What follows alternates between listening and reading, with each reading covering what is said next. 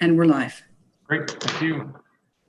Good evening, everyone. Welcome to our regular council meeting for Monday, November the 9th, which is also our public budget meeting. This meeting is being conducted electronically, as most of our council meetings have for the last number of months. So we'll call the meeting to order and ask that everybody stand for the playing of our national anthem.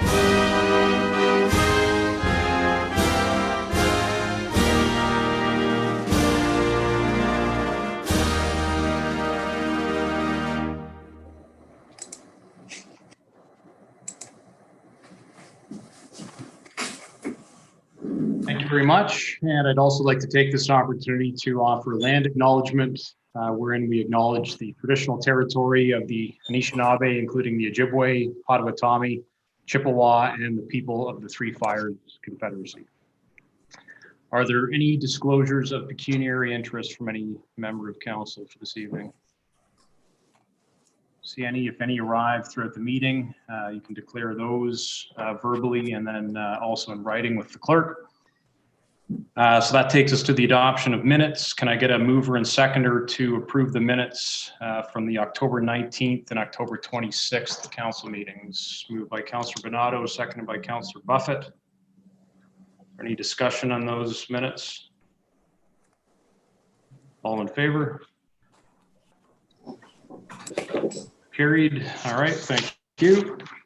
Okay, so that takes us to our public budget meeting. So the treasurer is going to provide a presentation of the draft budget as it stands currently, which I guess incorporates the changes that resulted from the discussion from our last council meeting. And then if I believe we do have one member of the public who registered to sign on. So if there's any questions or comments from that member, we will entertain those, and then we'll move on for the rest of the meeting. So with that, Carrie, floor is yours. Thank you. Can everybody hear me?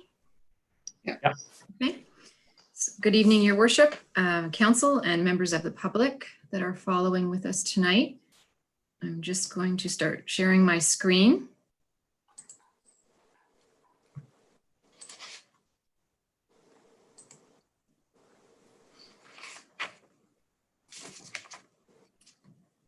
So tonight we have the 2021 draft budget for general operating, general capital, water and sewer operating, as well as water and sewer capital.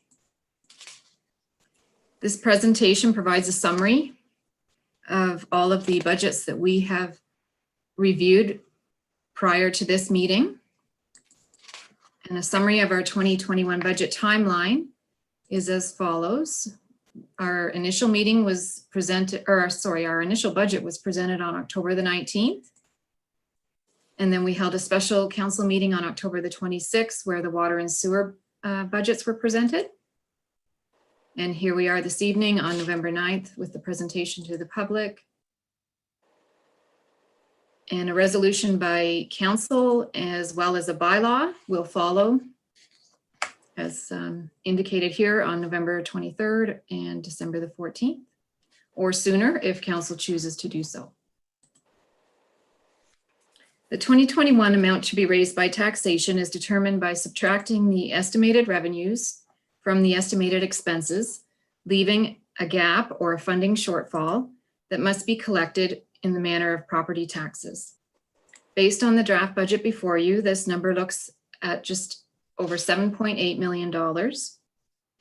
A balanced budget is a requirement under the Municipal Act, and this is why we still work on a cash basis for the purposes of setting a tax rate and a tax levy. On September the 28th, staff presented council with a budget framework outlining certain features that would be proposed in the 2021 budget. The maximum levy increase was set to be no more than 6%, and that is what staff had originally presented to council on October the 19th. In the motion passed by council at that time, it spoke to a 1% levy of approximately $74,793. This amount fluctuates as changes are made to the budget, and therefore it is always a fluid or moving number. And since that time, due to changes that have been made in the document, a 1% amount for levy is actually closer to 78,338,000 now. In 2019, council established a tax stabilization reserve with a portion of the year-end surplus that year, and the amount set aside at that time was $275,000.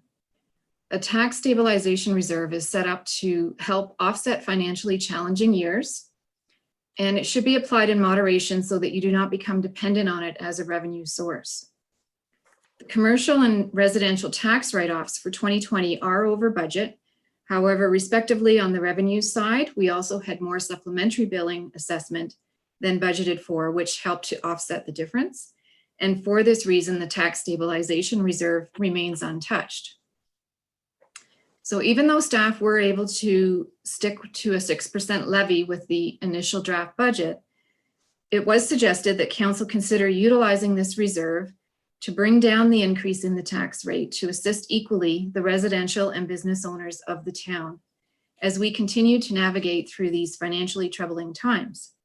So the budget before you tonight does reflect that change, and we have used approximately 1.5% or $118,500 from the tax stabilization reserve to lower the 2021 tax rate.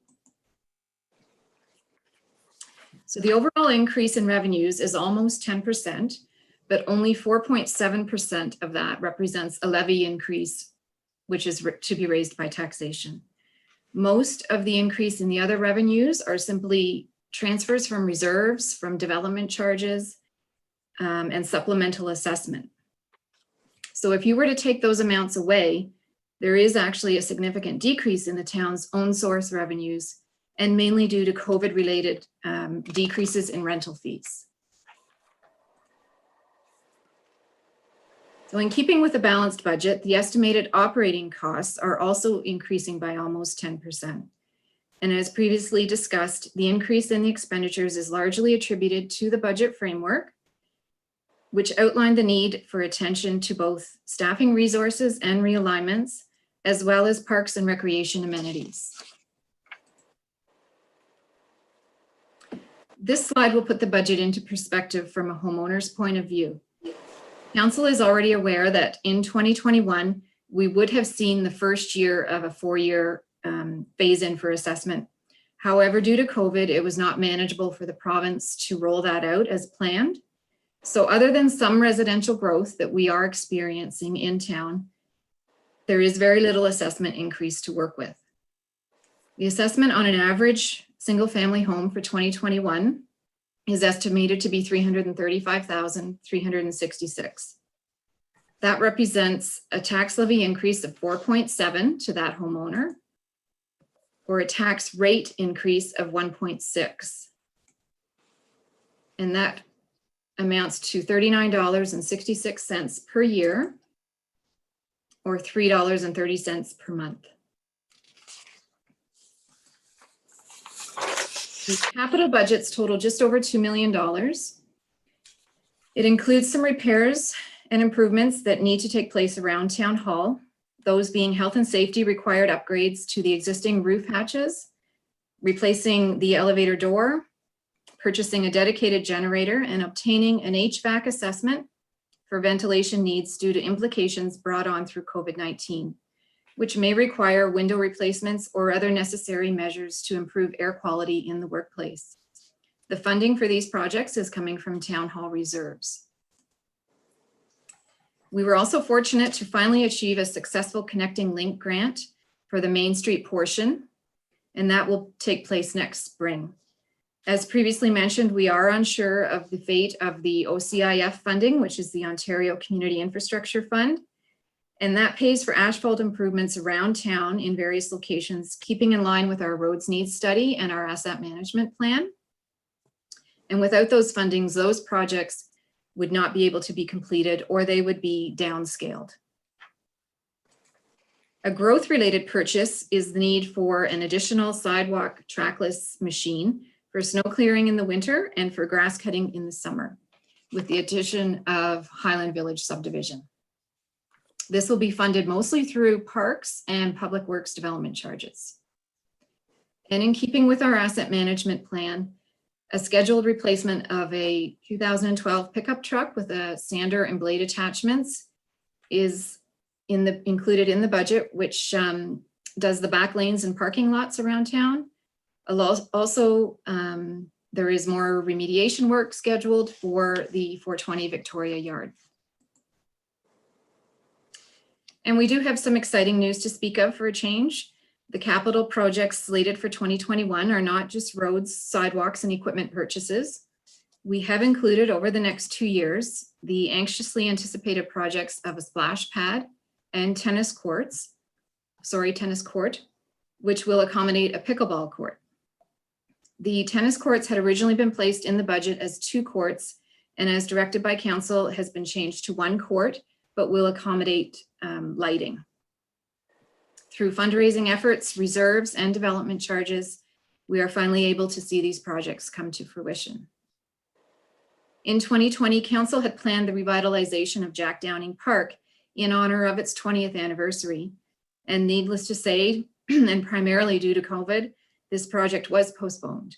We hope to be able to complete the project in time to celebrate in 2021. And this will also serve as a COVID-19 memorial location. This project is being funded from reserves. And we also have a new category in our capital projects, and that is under transit. As we are proposing bus shelters for the Grey County Transit Initiative. Since the town does not have its own transit system, there are no reserves or development charges to pull this funding from, which means this cost is 100% tax-based funded.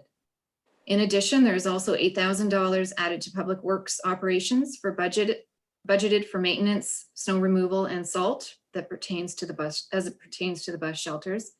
And we will also be including operating costs associated with promotional advertising in conjunction with Grey County. And this is the schedule of our estimated reserves at the end of 2021. This reserve schedule does look a little bit different than other years, as we have excluded water and sewer from this particular spreadsheet. You will see the water and sewer reserves later in the presentation. I have also excluded the reserves that pertain to policing, and those have been set aside for 2021 to assist with disbandment costs associated with severances and contract negotiations. The only police-related reserve that is shown here, and the reason for the double asterisk, is the emergency accommodation levy. If borrowing is required to fund severance costs, the debt payment will come from this reserve as indicated in the 2021 budget framework report, or alternatively, this reserve will be used to assist with avoiding the need to borrow if that option presents itself. And of special note is the Parks and Recreation levy. We have utilized some of that in 2021 for the tennis courts and the splash pad, but we also wanted to earmark that in November of 2019, council set aside $20,000 of that levy for a future dog park. and the location of that park is yet to be determined. So where does your 2021 tax dollar go? This slide sets out how $1 of taxpayers' money is split between the various services the municipality provides. 37 cents of every dollar goes to police services. 24 cents goes to public works, and public works includes cemetery, waste management, and storm sewers. 12 cents goes to recreation and culture, which includes heritage, library, local cultural grants, Fiddle Park, and town events. 10 cents goes to planning and development, which includes the BIA levy as well as the EDC budget. 6 cents goes to general government and town hall. 6 cents also goes to fire services. 3 cents goes to other protective services, which includes bylaw enforcement, crossing guards, and conservation. And 2% goes to council and committees.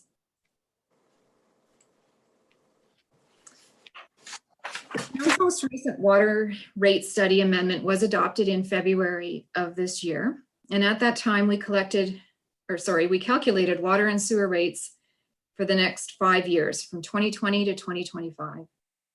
Those rates, accompanied by the number of homes and the estimated future usage, are what staff use to determine the estimated revenues that are expected to be collected in 2021 from water and sewer billings.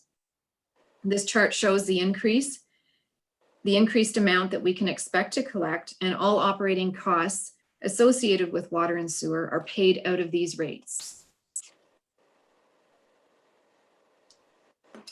This slide outlines the capital projects associated with water and sewer, which are just over $6 million.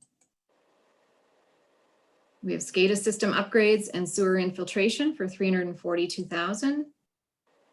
A trench box replacement, continued water main rehabilitation. This year it will take place on Victoria Street, as well as another sewer pump rebuild in the Fiddler's Glen pump house. We always have our current existing debt payments.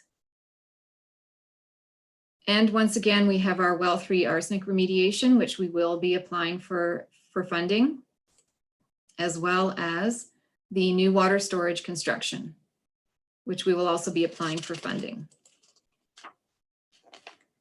So all of those capital projects have to be funded by one source or another that is all encompassing within the water and sewer rate budget.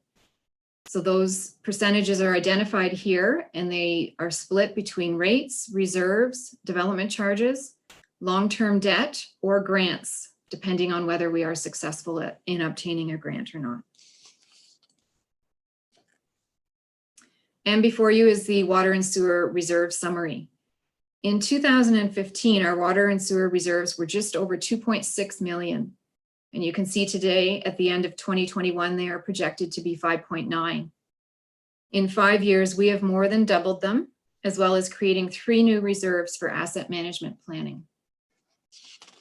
And as council is aware, with the sewage treatment plant EA and the water EA costs that are forthcoming, these reserves will be well utilized.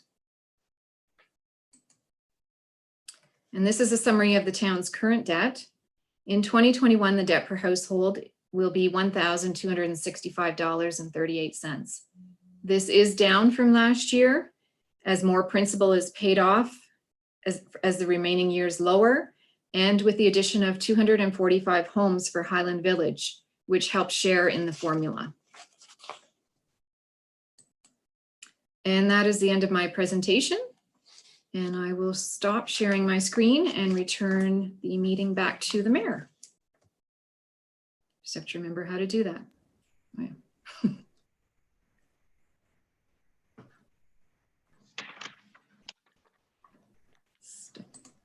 There we go. There we go. Thanks, Carrie.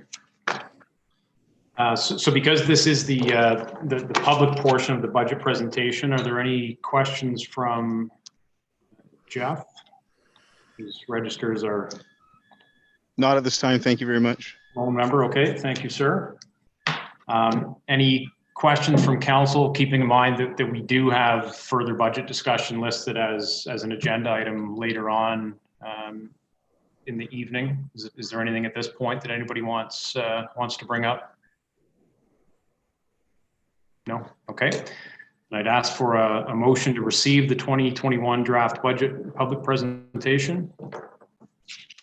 By Councillor Hall, seconded by Councillor Donato. All in favor? It's carried. All right, thank you. Public question period. Were there any questions submitted, Jennifer?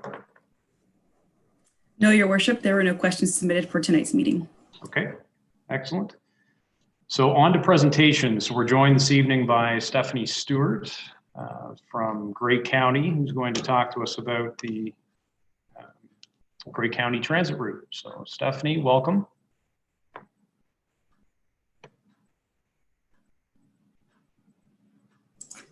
Here we go. Good evening. Thank you, Your Worship. Good evening, Shelburne Council, for having me tonight. I'm just going to start off by giving you just a brief overview of the transit system and how we started and where we got to and came to today. So in 2018, Grey County applied for some funding in order to enhance our transportation system. We already had a pilot project going originally, and it had done well, but unfortunately funding had run out. So we were successful in applying for additional funding dollars. So we received $1.8 million from the provincial government to enhance transportation in and around Grey County. That money was meant to spend on transit systems running along Highway 10 from Owen Sound to Markdale, going along Highway 26 from Owen Sound to the town of Blue Mountains, going from Owen Sound to Wyerton along Highway 6, and then also supporting one of our local youth centers in Hanover and supporting youth students between the ages of 12 to 18 to get to the launch pad after school. And then how did you guys get to be part of our project? So luckily, Southgate also applied for some additional funding, and they were successful in their grant application, and their funding received $500,000. And that was to enhance transportation going specifically from Dundalk to Shelburne and then into Orangeville. So I was asked by Southgate if we would be willing to work in conjunction and make one seamless transit system throughout all of Grey County. And so we took that project on as Grey County and are working with Southgate to deliver their grant on their behalf to ensure that there's a seamless system and that it looked like one system throughout the entire county. Well, and 3 counties, I guess now. So we do travel additionally into Walkerton and into Wyerton. And that covers off Bruce County for us. And then we come into Dufferin County with yourselves and Orangeville. In addition to the grant funding that we received, County Council also chose to implement an additional route along Highway 4 to connect some of our other communities. So to connect Grey Highlands, so Flesherton, in with West Grey and Durham, and then connecting into Walkerton. So to have a connection along Highway 4. So fortunately, we do have almost all of Grey County's main corridors covered. The systems running along Highway 10 and 26, so your system, they operate 5 days per week. The system that goes to Wyerton operates 3 days per week, and the one going to Flesherton, Hanover, and Durham is currently running 2 days per week, just as a pilot to start. So our original plan when we received this funding was to, Grey County had intended on leasing buses, was our original plan. And we were going to contract the drivers over for student to deliver the service, similar to what the town of Orangeville does, similar to what Simcoe County does. So that was our plan pre-COVID. And then in March, as I was just about to purchase the buses, to lease the buses, it was when COVID all happened. So we chose to pause the project and to kind of see what the community was saying and feeling and how people thought about public transit, because in Grey County, public transit is a new concept for many people. And we weren't quite sure what people were going to think in a world of COVID, where you're now being put into a confined space with strangers. And that kind of was new for many people. So we were waiting to see what our constituents and our members of our public were telling us. And we were hearing that they were more concerned about the social isolation, the lack of transportation. Some people now have lost their job and don't have access to cars. So we heard all of that. And so we decided to make the decision to implement a transit system in a relatively short amount of time. So I took a report to council in July asking them to support a single source with one of our local franchises, Driver Seat, out of Owen Sound. They are a larger franchise, but we have a local agency in Owen Sound. So we're working with them to deliver the transit system. So now Grey County has not leased any vehicles. It's a straight contract over with Driver Seat to deliver the service. Currently, we are operating with smaller vehicles than we originally intended to. We do anticipate the need to increase our vehicle size. And I do have costs for you if you would like to know the cost to increase to a larger vehicle, because currently your route is doing the best out of all of our services, which is great. There's been the most ridership and uptake from Dundalk to Orangeville, which shows me that there's definitely a need and that they're liking the service. But on top of that, what we've also discovered is we've been hearing feedback. So myself and the contractor, we've been working to rejig the schedule. So I will be working with Denise in the near future just to let her know what our new schedule options are and how we have plan to enhance the service and streamline it. And ultimately what we're trying to do is make more connections with the GO bus in Orangeville and make more connections for people to go from Owen Sound into Orangeville or vice versa. So back and forth is what we're hoping to do. So in September, we had a total, your specific route going from Dundalk to Orangeville. We started September 14th. So for the month of September, or the half month, we had 21 people ride the bus, which is really, really great. And then for the month of October, we had 97 people ride the bus so far, which again is our most popular route, and it's doing really, really well. Starting November 1st, we did implement fees. So the cost to go from Dundalk or anywhere along that route for an adult is $5, and seniors and students is $4.50, and then children are free. So those are the fees. We do ask that people, they have to book their seat online or over the phone, and they are required to pay in advance.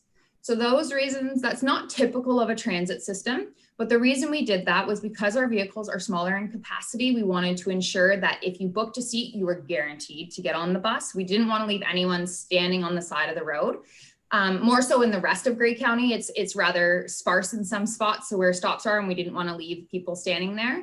In addition to that, what this has allowed us to do is contact tracing. So if at any point we have any concerns with COVID, we know exactly who's been on the bus and when they've been on the bus, and it's easy for us to reach out to them. And in addition to that, it stops us having to have payments and cash handling between drivers and passengers. So this is a solution we have for now. We're not definitely doesn't need to stay this way in the long term, because I do foresee the flexibility of a true conventional transit system where people can just kind of hop on, hop off and stand at the stop. That's where I'd like to get to, but just right now because of COVID, it's just not quite the right step, but I do foresee that happening in the future. Is there any questions for me? Deputy Mayor Anderson and then Councillor Bonato. Thank you very much, and thank you for the presentation. And it's glad, I'm assuming all of us are glad to hear how well the system is doing, and the fact that the Shelburne route is the most popular. You talked about the larger vehicles, and I just wanted to make sure that when you say that the larger vehicles that you're speaking of include wheelchair accessibility. I think the conversations that we had before is, when you get these vehicles that have wheelchair accessibility, it reduces the amount of passengers you could actually have on board. And so I know as a pilot project, you guys wanted to get a sense of how many people were actually requiring use of an accessible vehicle. So maybe you could speak to that. And secondly, speak to whether these larger vehicles are going to be ones that, again, those who need that accessibility will have it. And then secondly, part two to my question is, because it is doing well so far, and I anticipate it will continue to do well, whether this was in your report or not, and I apologize, but weekend runs, because one of the questions that I've been getting quite a bit is, you know, is this service run on the weekend? And for those who want to do that shopping, et cetera, et cetera. So if you could speak to those two, that would be great. For sure. Thank you, Councillor Anderson, and through your worship. So in regards to your questions, there's a couple different things that we're looking at. So we are looking to create a partnership with one of our local agencies. It's called Home and Community Support Services. You may have one similar in Dufferin County. and they currently offer accessible transit. So we're looking to partner with some of our agencies like that already have existing accessible vehicles. So we have some agencies like that in Grey County. Home and Community Sports Services and Saugeen Mobility is the two that we have in Grey County. So we're looking to partner with some of those agencies to see if we can utilize the fact that they already have wonderful drivers who know how to operate the accessible vehicles and staff that are trained in loading and lifting, because that's very important. So we do have that option that we're looking to partner with, and we're just in the work process of finagling all those little details. And I'm happy to bring that back to you guys if that partnership does come to fruition. But in regards to your other questions, so yes, it is our intention when we switch to larger vehicles to just make them accessible right off the hop. The cost to do that is approximately $50,000 a year to increase to an accessible vehicle. But the one I'm looking to increase to is a 20 passenger, which would give us 18 ambulatory seats and 2 wheelchair accessible seats.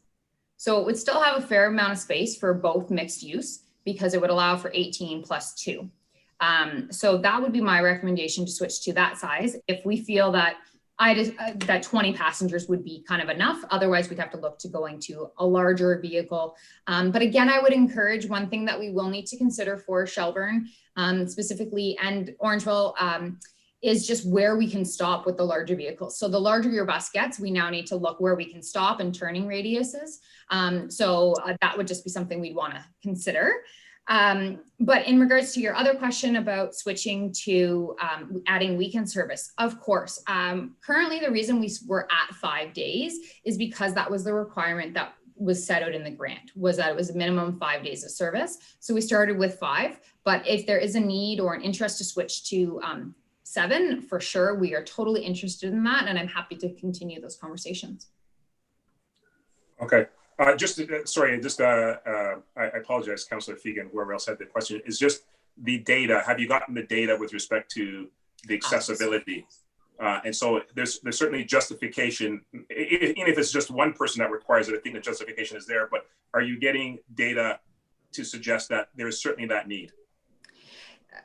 Thank you, Councillor. At this time, we haven't received a lot of feedback from members of your community. We've been hearing feedback from residents in Meaford and the town of Blue Mountains have expressed interest in it, but we do know that it is needed across the entire system. So it would be something we would likely roll out across all of them at the same time, because as you said, if there's one person who needs, there's likely more. And also it's not just about people in wheelchairs, right? There's individuals in scooters.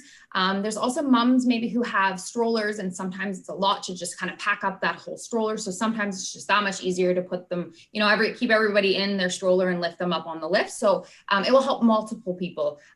So that's something that we're looking to in the future. But in regards to data, we haven't had a lot of calls, but we are monitoring that and making sure that we do connect with Denise if there are residents in Shelburne who are looking for that. All right, thank you very much. You're welcome. Okay, Councillor Donato. Thank you very much. Thank you for the pilot project and getting transit into town. I have two questions, 2 parts, 2 different. Are we tracking the actual, I'm glad it's a popular route from Dundalk to Orangeville, but are we actually tracking how much in Shelburne is picking up? Yes, Councillor, I do have the numbers, and I have the numbers to show exactly where people are getting on and off and how often and which stops are most popular. So currently, the most popular stops are the Hanson Boulevard, the Go Bus is where most people are looking to go in Orangeville, but the most popular stop in Shelburne is the one downtown. So most people are getting on there and either traveling to Dundalk or going to Orangeville. But from what we can see, it is pretty popular, and I can provide that information for you to tell you exactly where people are getting on and getting off. I can give all that to you. Okay, thank you. And the other question is, are you considering more stops within the town? Yes, through your worship, yes, we are more than willing to explore additional stops. At this time, our funding is limited, and we did do our best to pick the most financially responsible transit system we could. As a result of COVID, we didn't want to have a huge economic impact. So we kind of went with the minimum system that we thought would get us going. So we're definitely willing to add more trips and more stops and do all of that. And those conversations I'm happy to keep having. Yeah, for sure. Okay, thank you. No problem. Are there any other questions? I have one, but are there any other members of council that have anything? No. Stephanie, one of the things that we've talked about around this council table a few times is marketing, and you know, even though this service has been in place now for a period of time, there are still a significant number of people within our community that aren't aware or just becoming aware of it. And we understand that you folks are obviously going to take the lead on the marketing because it is your project. Where are things at in terms of the marketing initiatives that we can then support and get behind to propagate here within Shelburne? Mm-hmm. Thank you, Your Worship. So I've been working with your marketing coordinator, and I'm very, very happy to work with her. She's excellent, and she's been catching some glitches and mistakes that we had. So we're just in the process of finishing those details up and correcting the errors, so that way we can get it back to your staff in order for them to publish it. So I believe you have access now to a trifold brochure, which we are, if you would like to customize it to be more specific towards your staff, your residents, sorry, we are happy to work with you on that as well. Currently though, we do have limited resources internally, and we are focusing on the entire project. So we do have lots of areas to focus. I do have in my plans to print off this week, I'm printing off brochures and everything. And I do have in my plans over the next couple of weeks to be hitting the ground and in person handing everything out. But I do know that your CAO had mentioned that you had spoken about adding in some extra radio ads perhaps, and just kind of beefing up what we already had. So we're just in the process of finalizing a few more things on our end, and then we'll be happy to roll them out. And I'm happy to meet with staff if they would need to have some more conversations about that. Excellent. Okay, thank you. Denise? Through your worship, on the communications list for tonight's agenda is actually the marketing strategy that we've put together. It's fairly detailed, and it represents a cost of about $5,200. So I can speak to that later. There's one change that we're making in the fact that we were going to do a postcard direct mailing. Instead, the direct mailing now is the trifold that Grey County produced, and we photocopied it in color. We'll also be supplementing that with other general information on behalf of the town, so that it's just not a single mailing. There's radio ads, there's other initiatives, all using the Grey County information to share that information locally. So yeah, if you look at that, it's like I said, it's about $5,200, and it would be charged to this year's budget. This is the 2020 undertakings, and it'll just show that the advertising budget is over.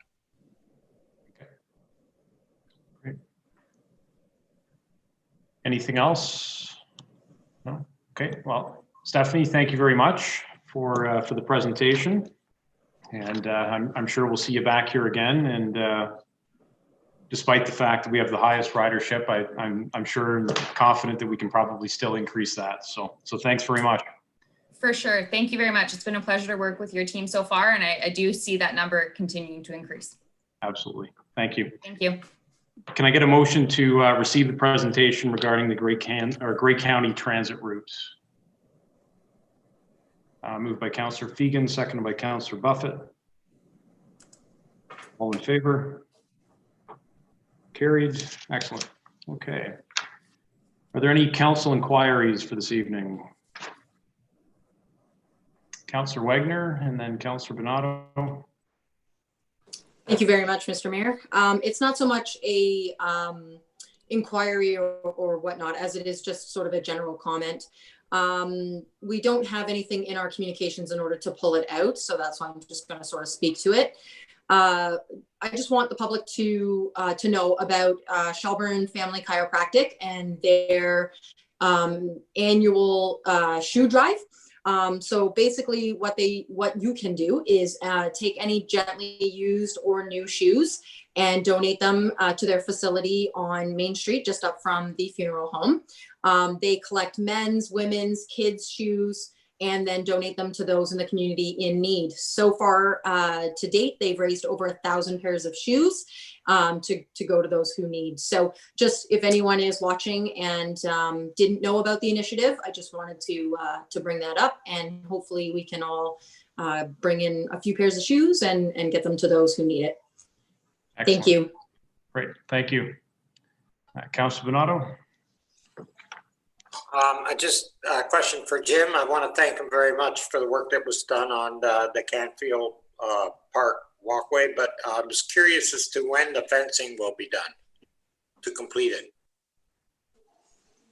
Through your worship, the concrete contractor just finished that up Friday afternoon. So they wanted to set up a little bit, but they plan to be back as soon as possible. So they should be in there this week to finish that off. We had a few little hang-ups there with, we knew the base was not good in there, but it's worse than what we had thought. So that took a bit more time. But yeah, hopefully the weather holds out for another couple of days and they should be finished that this week. So that concrete contractors are actually doing the fencing as well?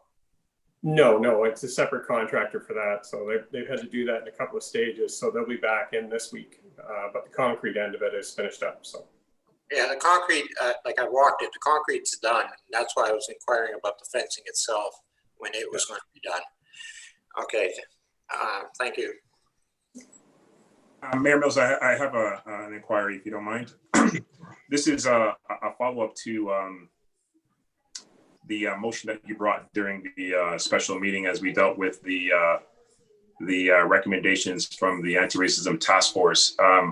If you could just remind me, I don't recall, I know there was some initial discussion, but I don't remember whether there was a date that was inserted in the motion with respect to when staff would report back with the recommendations with respect to timelines, et cetera. I thought it was January, but I just wanted to make sure. And then there's a follow-up question if my understanding is correct. I think you're right, January. Jennifer, can you double confirm that? Yes, that's correct. It's noted in the minutes that it was to be brought forward January 2021. Okay. And so this the follow-up to that, I believe part of that discussion as well was to have that information available on our site just for the members of our public. A number of people obviously have observed the fact that the recommendations were made to council on October the 5th, but really haven't had a sense of what has happened with those recommendations. I mean, individually, I know that a number of us have been posting that information, but the hope was to have that available on the website. So for those who wanted to follow up and see exactly what was happening, that information was available. So I guess I'm just following up just to make sure that that's going to occur and that it is going to be placed on the website. Jennifer? Thank you, Your Worship. I can confirm that with the task force committee being a committee of council, there is on our website under council and committees, there is a page dedicated to the racism task force. The presentation has been loaded to that, and I can send out a link to all of council. The motion passed at the last meeting has not been placed up there yet, but is a work in progress. And I think that's what you're referring to, isn't it? Yeah, I know. Yeah, you're absolutely right. The page and the link, I'm certainly fully aware that it's there. It was just the motion that and when staff was to report back. That's the critical information because that fills the gap between the report, the recommendations, and actually what's happened since. But it is a work in progress. I hear that, and so I'm happy to hear that eventually it'll be up there. Thank you. Okay, any other inquiries before we move on with the regular agenda? No? Okay. So the first item is a report from the OPP, and unfortunately, Staff Sergeant Randall provided her regrets later on this afternoon. She's not able to attend.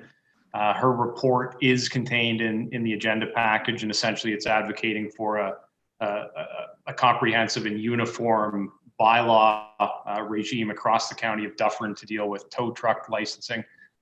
Jennifer, I think you were going to speak briefly to it in the absence of Staff Sergeant Randall. So if you want to highlight some of the important parts for us. Thank you, Your Worship. I'll do my best to review Staff Sergeant Randall's report to you. So since November 2009, the county has had a bylaw in place to regulate the towing industry in Dufferin County. Due to the inability to enforce the bylaw, the county rescinded it on April 1st, 2018. However, tow operators are still required to follow the guidelines of the Consumer Protection Act. The OPP has since consulted with each municipality since the rescinding of the bylaw. Let's see here. Municipalities in the northern portion of the county are largely unaffected by the change in the bylaw, as there are relatively few instances of towing issues in those areas. Over here, I'm just quickly reviewing. So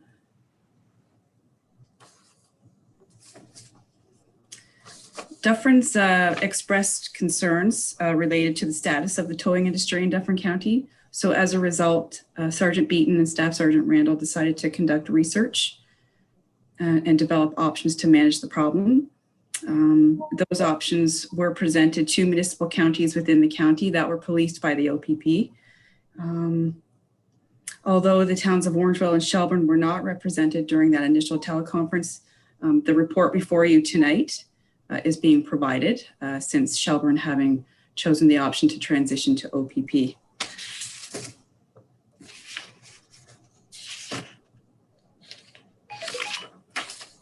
So with the amalgamations of Orangeville and Shelburne, for the purposes of policing, it's more important than ever before to have a consistent towing bylaw throughout the county.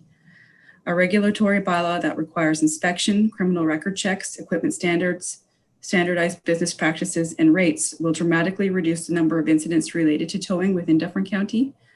A regulatory bylaw creates enhanced consumer protection and recourse in the event of complaint or conflict related to business practices. So attached to Sergeant Randall's report are resolutions of support from the town of Mono, Township of Amaranth, and the Township of Melanchthon.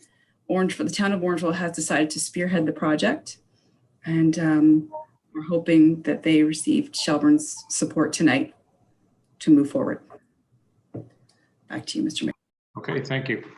And just one additional note that I'll add on this matter. I did have an opportunity to speak with one of our local tow truck operators, and they certainly were supportive of this sort of move forward to create a little more stability, regulation, and licensing within the industry.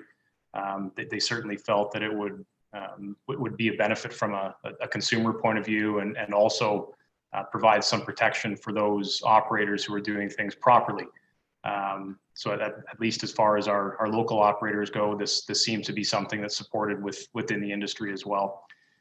Are there any questions related to the report before I read out the recommendation that they've asked us to consider?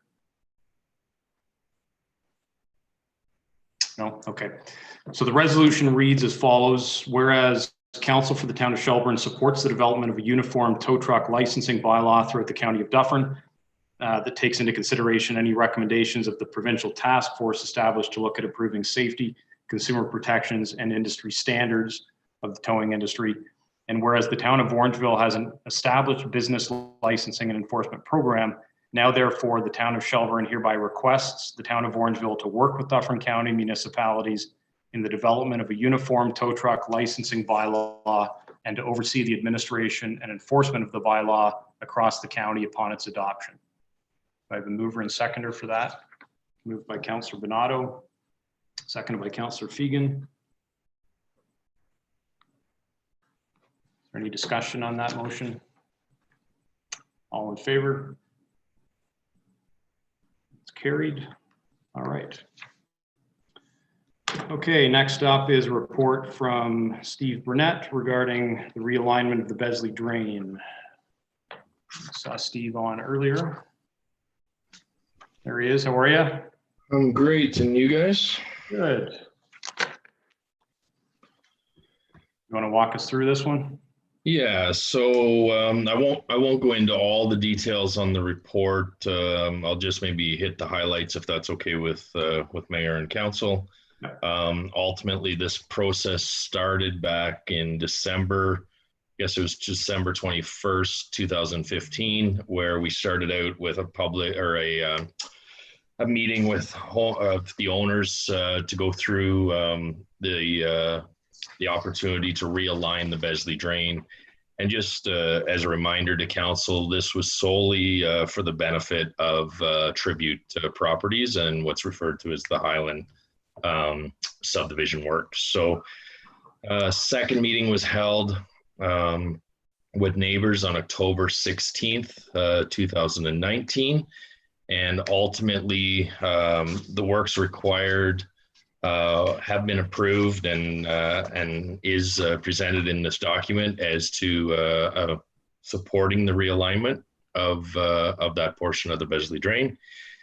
This final step or this final report actually brings closure to the process that we've been going through, and ultimately we are essentially recommending that realignment of the drain and asking council to accept this final report in completing that work.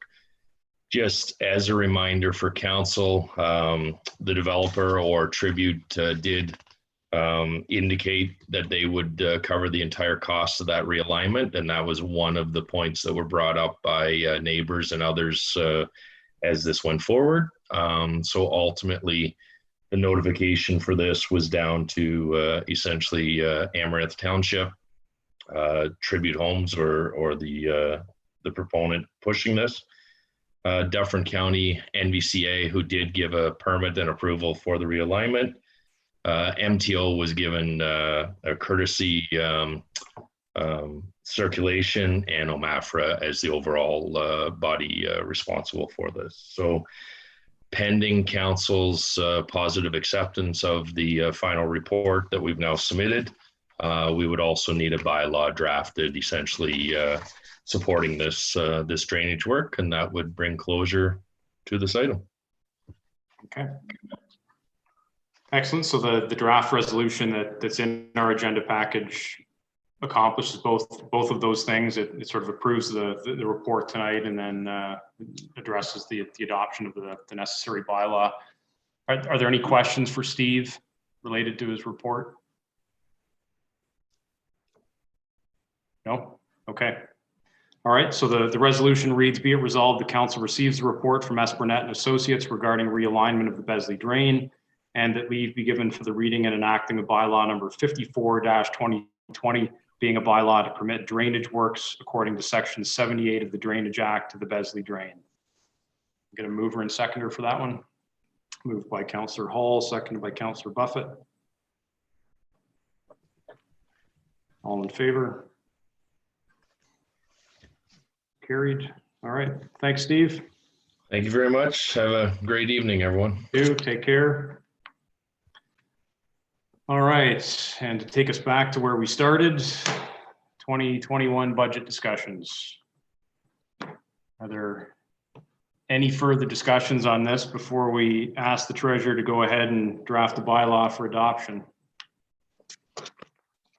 Or any additional comments from Carrie or any other member of staff? No? Okay.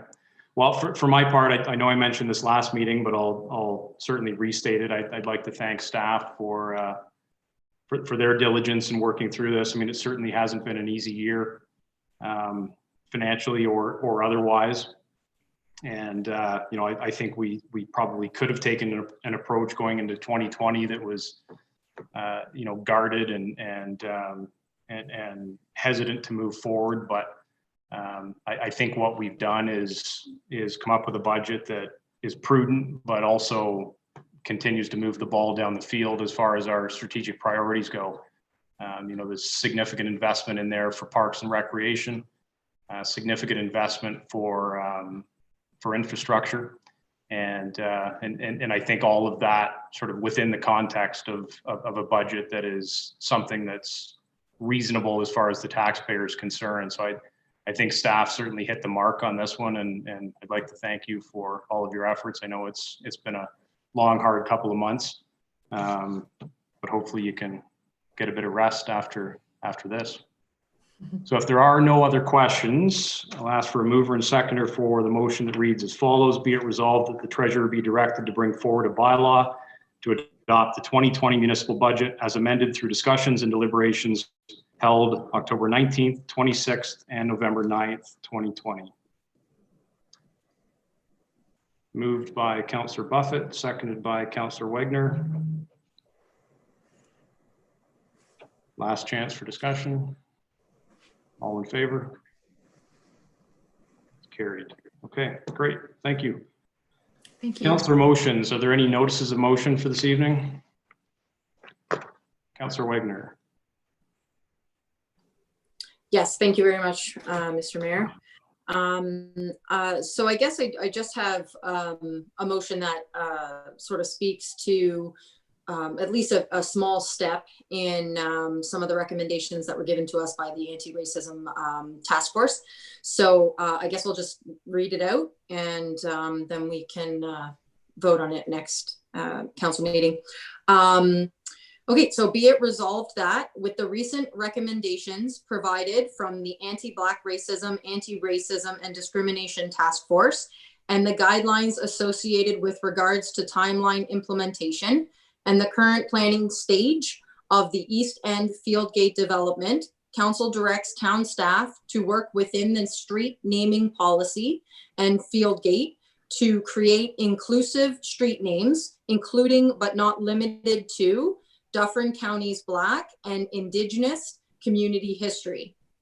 And furthermore, council directs town staff to review the current street naming policy and report back to council any recommendations required to ensure the policy meets the inclusive vision of both the Anti-Black Racism, Anti-Racism and Discrimination Task Force and council's strategic plan.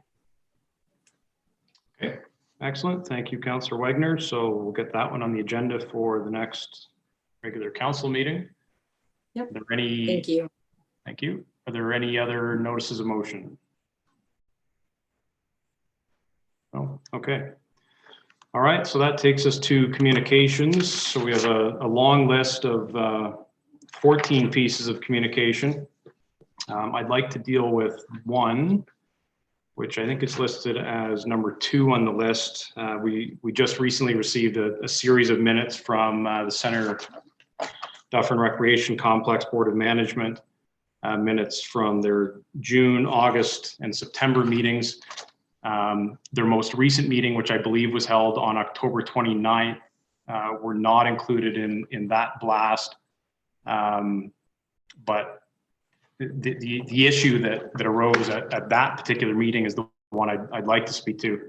I'm sure at this point, many of you, if not all of you, have heard the news that there was a plan for the CDRC to host a hockey league known as the Ontario Junior Super League at the CDRC. I do believe this was discussed and decided at the October 29th meeting of the CDRC board. And there hasn't been a lot of detail that I've heard yet. Unfortunately, I learned of this through media sources in town. But I was wondering if either of our board members could shed some light on the nature of the discussion or exactly what this event or series of events is going to look like. So without wanting to put you on the spot, Councillors Wagner or Deputy Mayor Anderson, I don't know if you have any additional information that you could share. Sure. So I've seen first and foremost, I've seen the threads on social media, and certainly the concern. And let me just say, for those who may be watching who were a part of those threads, that as I stated in response, that those who sit on the CDRC board, including myself and Councillor Wagner, and certainly the town, just by our efforts in general, are certainly mindful and of the concerns and certainly the well-being of everybody in the town of Shelburne. So we make no decision lightly. But to answer your question directly, the league was proposed. And at the time, to be quite frank and honest, there were a number of questions certainly that we had with respect to whether this could be done safely. As you know, whether it's the municipalities or the province or the federal government, there's this balancing act between health and safety and our economy. And Shelburne is no different in that balancing act.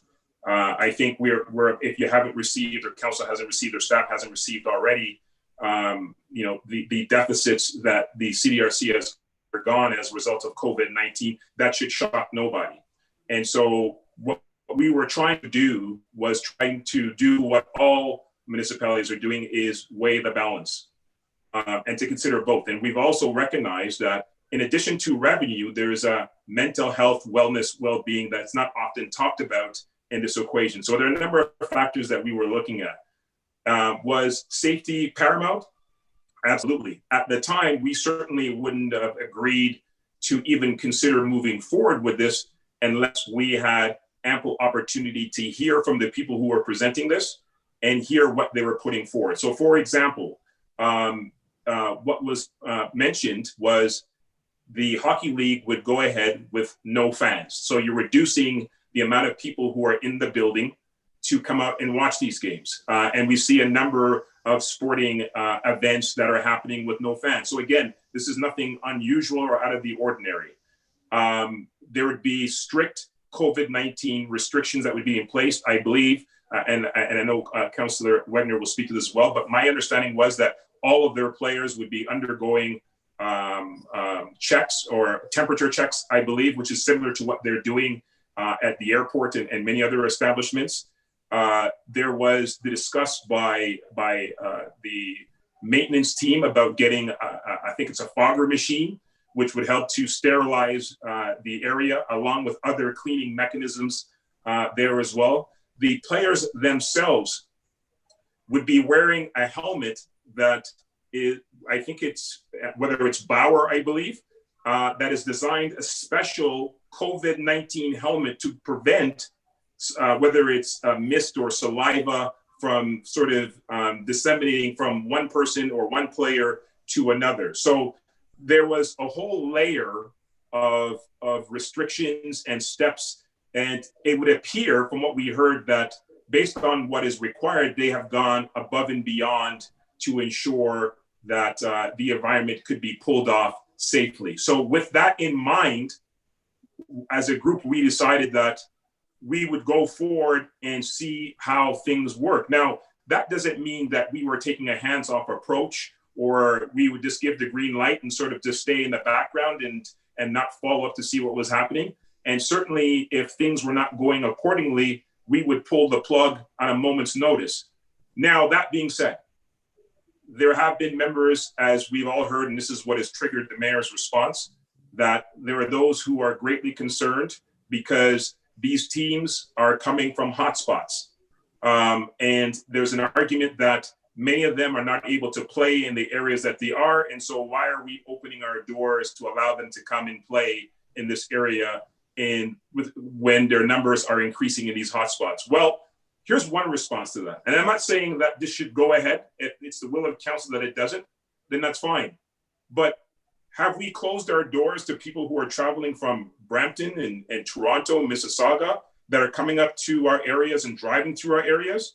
Did we not see the traffic that was going through our town and stopping in our town every single weekend, especially with the warm weather? We're not stopping and turning people away and saying, hey, listen, you're coming from a hot spot.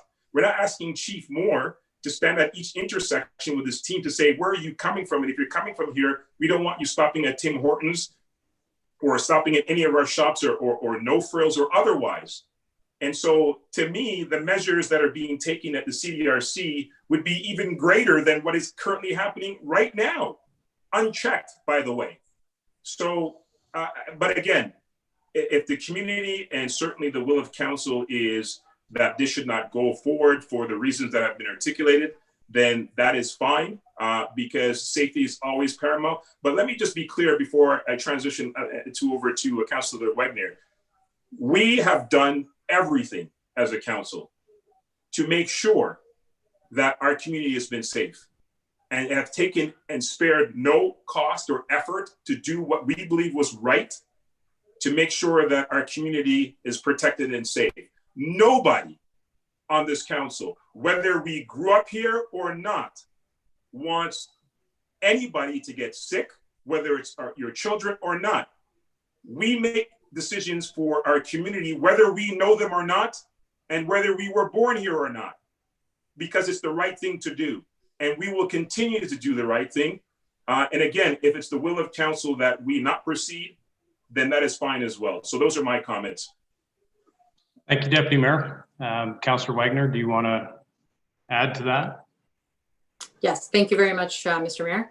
I would basically reiterate what Deputy Mayor Anderson has stated. We discussed this for a decent amount of time, and we had multiple questions, and we were confident in the answers that we received. You know, just basically to restate that, you know, we don't take this lightly. This isn't something that we just, you know, decide because we can. We are very diligent in our, you know, follow-ups and our questions and our concerns, and making sure that the community would indeed be safe. And of course, we always pay attention and listen to what the community says, and we take those into consideration as well. So we've heard, you know, the community's response, and we will take those back to the other board members, and, you know, we will have further discussion regarding this. But again, we want to make sure the community knows that we always, you know, have their best interest in mind, and, you know, moving forward, you know, we would as well. Thank you. Okay. Thanks. I do have some comments, but I do have a quick question for either one of you too. Do you know if Wellington, Dufferin, Guelph Public Health was consulted by CDRC with respect to their position in hosting a tournament or a league like this, where teams are coming in from other areas and other jurisdictions within the province? I don't recall. If you're asking whether the reps or the staff at the CDRC, that's your question, whether the staff at the CDRC has reached out to Dufferin Health, I'm not aware of that. And so I couldn't conclusively say whether that's occurred or not. It seems like maybe Councillor Wegener may have some additional information, but personally, I couldn't add to that or answer that question. Okay, fair enough. Councillor Wegener? Yes, I believe that was actually one of the concerns that was brought up amongst the discussion, was to look into that. So it was definitely on all of our minds to make sure that we follow up with Dufferin, Wellington, Guelph Health, for sure. And when is this league supposed to commence? Is it this coming Friday, the 13th? I mean, that seems to be one of the dates floating around out there.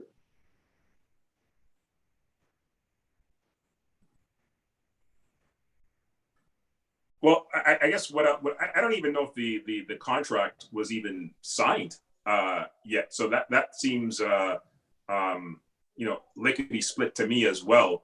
I think in light of what you're about to say, or may say, and certainly in light of the community's response, I think it's appropriate, as Councillor Wegener said, that the concerns that have been expressed be taken back to the brass at the CDRC to let them know that, you know, this is what the community is saying.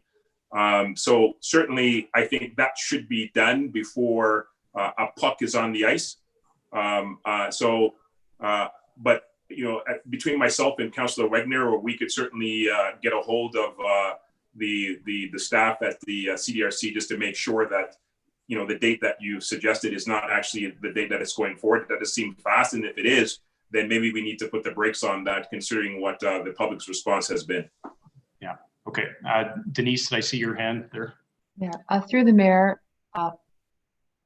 staff, like the mayor, became aware of this initiative through the local radio announcement. From there was a link to this organization's website, and I'm going to read you the following information. It's a lot of information. The league will kick off with a media availability day and a league family meetings with a puck drop scheduled for the weekend of November 13th to 15th, where all teams will play. The league website is this. So the intent is commencing the weekend of November 13th to 15th. I would suggest that contracts have been signed. Well, I mean, I don't know if, you know, whether that has been fully executed or not. Either way, we've heard the concern from the community. And look, it was always expressed, and I do believe that there is a clause in the contract. I can only imagine that there would be, that, look, they understand that we're operating in a pandemic-like situation. And certainly if due to a rise in cases or concern that this has to be pulled, then it has to be pulled. And so I'm pretty confident there is likely a clause, if what you're saying is correct, that the contract has been signed, but there likely would be a clause that would allow the CDRC to be able to walk away in the light of either rising cases or safety concerns. But that being said, again, Councillor Wegner and I have committed to reaching out to staff. Well, that's going to be tomorrow. So some effort will be made tomorrow, considering the timelines that have been communicated, to express those concerns. And if we have a meeting, if we need to have an emergency meeting with the committee as a whole and with the organizers to let them know the concerns and whether or not we should still be going forward, then I believe that should occur. Councillor Bernardo? I've got a couple of concerns, because I've sat on the board for a lot of years as part of council. One, it's a board decision when you sign a contract, so board members should know when a contract is signed or not signed, or when you give them staff authority to sign a contract. If you guys had not given them authority to sign a contract, they should not have signed it. And I sort of have a little concern there, because I'm not feeling comfortable that, you know, our reps know whether that contract has been signed or not. So that's a bit of my concern. Second part of that is, doesn't matter whether you two bring back concerns. If the rest of the board doesn't agree with you and they've signed the contract, you're going to have a heck of a time trying to get out of that contract with the league. So you might want to get to that board meeting before November 13th, if you can get the chair of the board to call it and find out what's going on. The second, and I guess the third part is, I think the mayor's concern maybe, and my concern especially, it's our insurance that sits at that board. And if we have a COVID outbreak and some issues going on over there, then we've got a real problem, because I'm not even sure our insurance will cover it.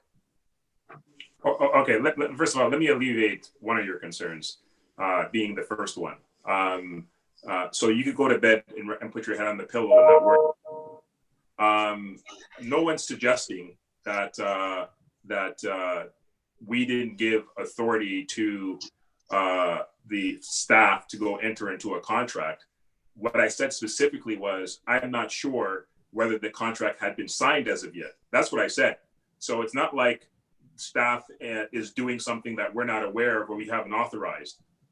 So I just want to be clear on point number one. Number two, I'll restate my comments, as I said previously, now on a number of occasions, that there's likely a clause, and there was discussions with the organizers, that would allow a situation where if COVID-19 cases were to arise or there were concerns, that there would be an opportunity for a reevaluation of the agreement.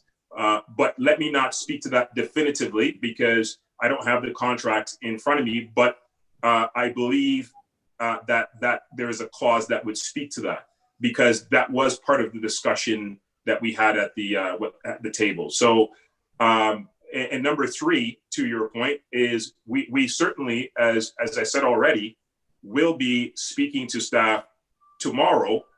And if we haven't, I know that Chris Goretz has already been contacted and emailed with respect to the concerns. And so if a meeting has to be held immediately to say, hey, listen, these are the concerns of the community, the cases are going through the roof. We saw what the cases were in Toronto. We get it.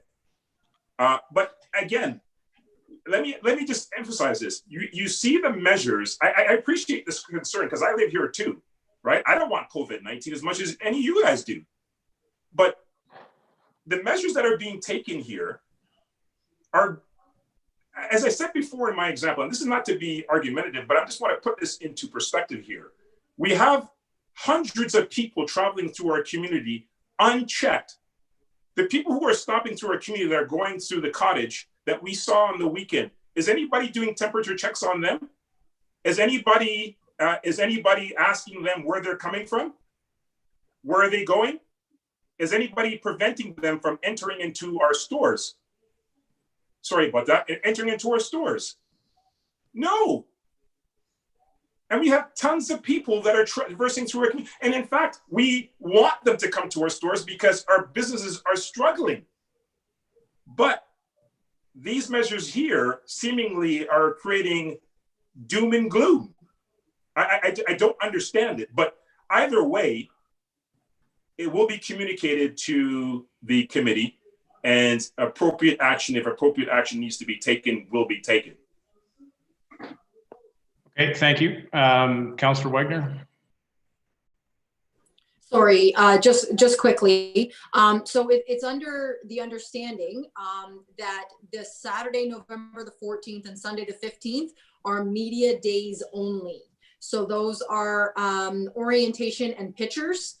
As far as we are, or staff is aware at the CDRC, there is no games scheduled. Okay, thanks. All right. I've received a number of concerns today and a few over the weekend as well, but mostly today. And those have come in the form of text messages, phone calls, and comments, both public and private, on social media.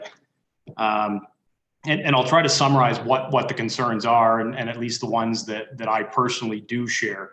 Number one, the fact that, you know, and as our deputy mayor mentioned, the fact that we have taken such a diligent and proactive approach to COVID-19 since the very beginning of this pandemic in March, I think certainly speaks to this council's commitment to keeping this community safe.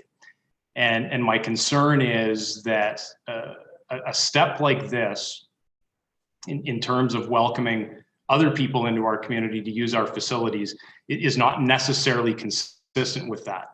More importantly, though, there are restrictions that have been put in place by the province and by public health units throughout the province to restrict the sorts of activities that they feel as though are highest risk within areas where they are experiencing widespread community spread events. My concern is that essentially what we would be doing in hosting this sort of league is providing a loophole that allows this league to circumvent provincial and local health unit regulations within these other areas, and essentially allowing them to jurisdiction shop and keep, you know, leapfrogging their way north until they find a home or a host that's willing to have them, where their own public health units and where the province is saying, look, because of the spread going on in your own communities, this is not the sort of activity that you can safely engage in. Number two, we're seeing some of the highest case numbers within the province within the last few days. Within our own county, there were 13 new cases reported today from over the weekend. Number three, which is a point that Councillor Bonato brought up in terms of liability. The CDR facility is owned by the town of Shelburne, although we don't manage or control the operations of it. That's done by the board. The fact that we own the building and the fact that our town insurance policy covers the liability at the building, I think provides some, unfair, for lack of a better term, exposure on the town of Shelburne that may not have been, fully considered by some of the other members on the board. And then finally, my biggest concern, which I think should be the chief concern for all of us, is ensuring the safety and the well-being of our community members first and foremost. And to the deputy mayor's point, you're quite right. There certainly are not blockades set up at the entrances and exits to Dufferin County or to the town of Shelburne, nor do we want that. But in my mind, at least, I do think that there's a distinguishing element between people driving through our community, people stopping perhaps to, grab a bite to eat, fill up with gas, hit one of our stores, and people coming and spending a prolonged period of time engaging in highly impactful physical activities such as hockey. I just, think there's a physical difference there which carries with it a much larger risk compared to people passively driving through or even stopping and shopping. And one of the concerns I have is, and full credit to our staff at CDRC for implementing the protocols that they have been putting in place to ensure the safety of our own local minor hockey players and other user groups. One of the fears that I have is that if something were to happen, if there were an outbreak that occurred, we're essentially limiting the ability of our own residents to use and enjoy a facility which we own and they pay for, because we've invited groups in that come from higher risk areas at a time where that's probably not the most prudent thing to be doing. There are examples of other municipalities not too far from home where they have just outright restricted any user groups from any of the provincial hotspots and using their facilities. I'm not suggesting we go that far, but I do think that what's being proposed now does present some risks that just aren't counterbalanced in terms of the reward that they offer. And I do get that there is a financial component to that. So anyways, all of that is a long way of saying that personally I would like the CDRC board to reconsider this. It seems to me that this is happening awfully quickly. I had a chance to speak with our own emergency control group last week, the very day that this was released through local media. And I know that there are some concerns shared amongst that group. So I have drafted a motion. It's rather lengthy, so I'll apologize for that before I read it. But I did want to get enough preamble in there to sort of set out the facts as I see them and the concerns. And then offer a couple of possible options going forward to potentially deal with this. So the motion I've drafted reads as follows. Whereas the Centre Dufferin Recreation Centre, CDRC, facility is owned by the town of Shelburne, but the management and operation of the facility is managed by a joint board of management.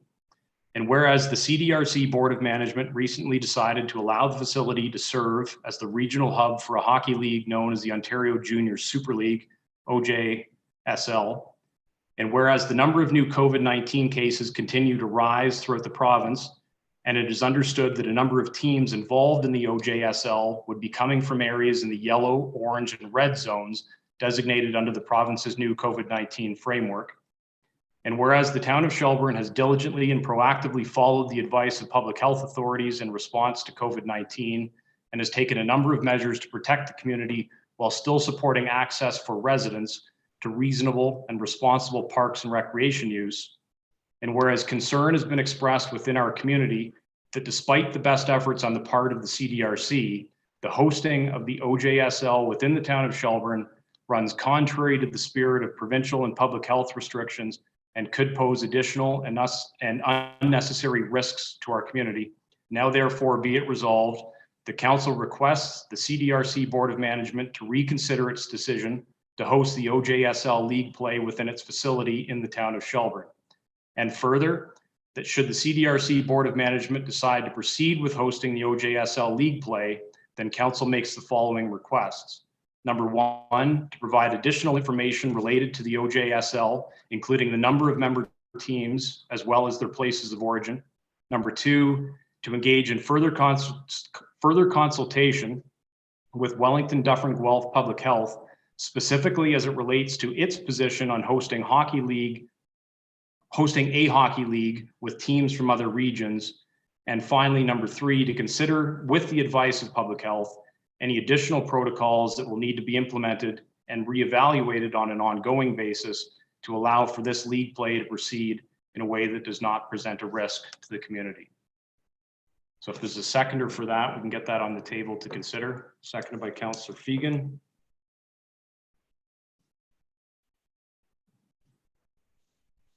Is there any discussion on the motion?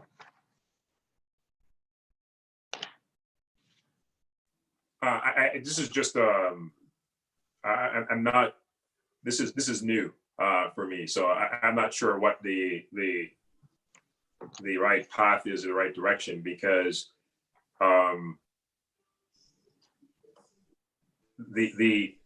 mean, I sit on the board, if you want to call it that, for the CDRC that made this decision. And they themselves haven't had an opportunity to sit down and to discuss this, and for me to even report back to them sort of what the comments have been. And now I'm certainly being asked to take a position to say that they should reconsider before I even had the opportunity to speak to them about it. So I kind of feel sort of in some sort of purgatory space here as to what the hell do I do here, because it would seem unfair to them for me to be making this what seemingly others may feel as a unilateral decision was made where others weren't consulted, and now I'm being asked to do the same thing with them. And so if I do not support the motion, I want to be clear, because I don't know what the hell to do. I'm being honest.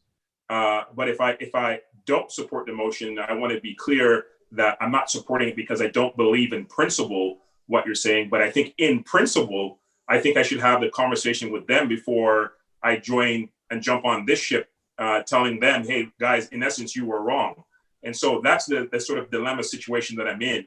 And I don't know what the appropriate path is, but if I only have the decision to either agree with it or not, then if I don't, again, it's not that I don't agree in principle, but I think in fairness to the group, it'd be better that I consult with them first and have an opportunity to at least talk to them before I spring this on them.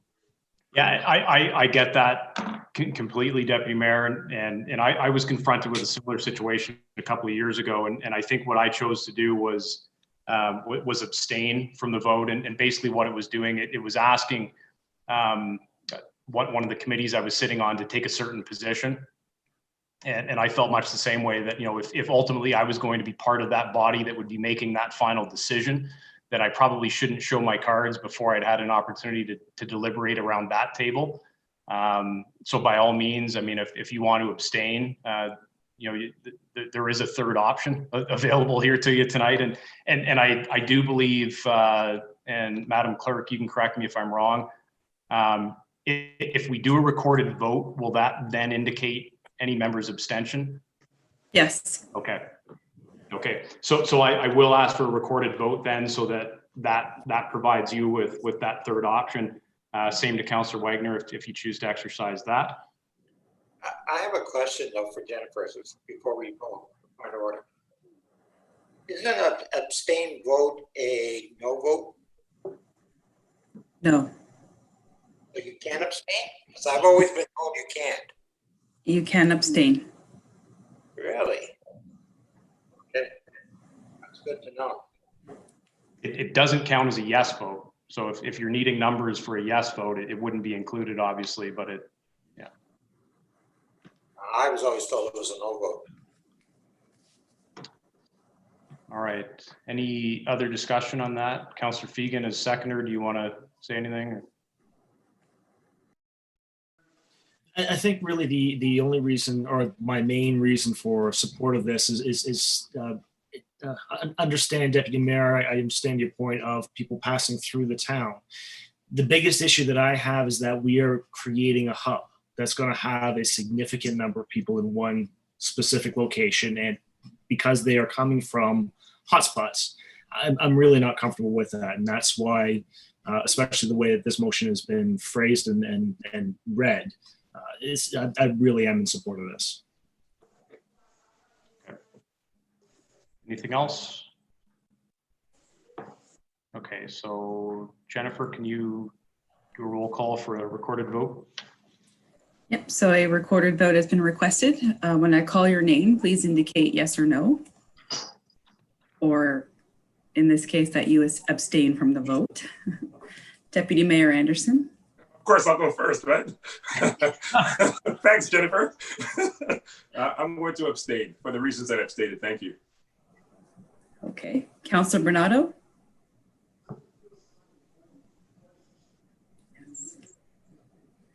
Councillor Buffett.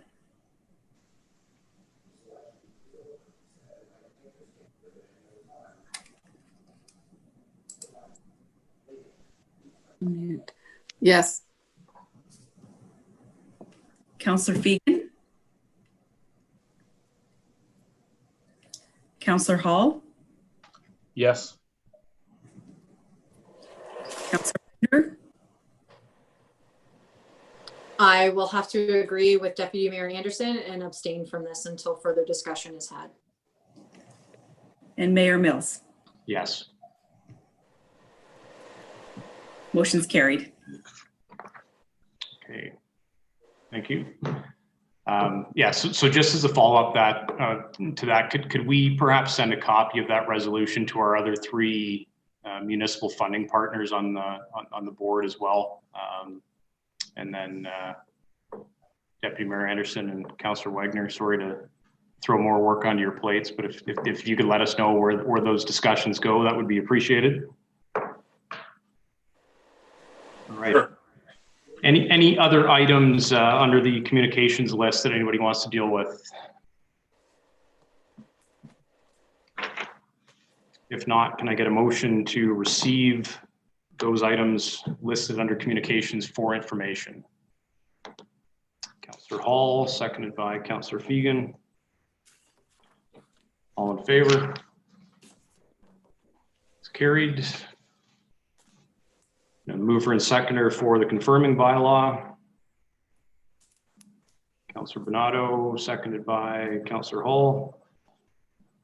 All in favor? Carried. And finally, a motion to adjourn. Councillor Bernardo, Deputy Mayor Anderson. All in favor? Carried. All right. Thank you all. Early night tonight, so